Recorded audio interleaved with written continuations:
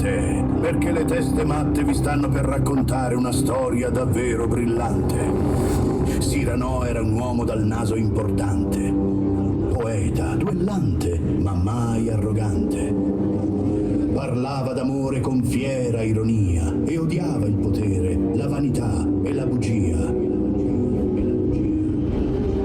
Cyrano, stanco della terra bugiarda, sognò la luna, silente e più tarda. Con penna alla mano e speranza nel cuore, partì verso un mondo che avesse valore. Ma lì trovò un regno capovolto, dove il saggio era muto e l'urlar dava ascolto.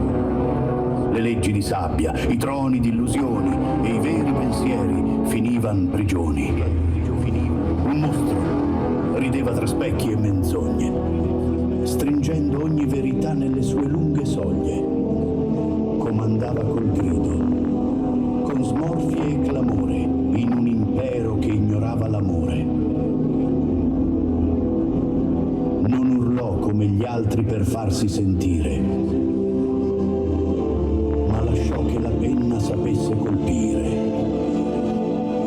Scrisse versi taglienti, domande sospese, cercando risposte tra righe distese. E infine capì, guardando la luna, la verità cambia, non ce n'è solo una. Così comprese in quel mondo incantato che il reale è un racconto ben raccontato.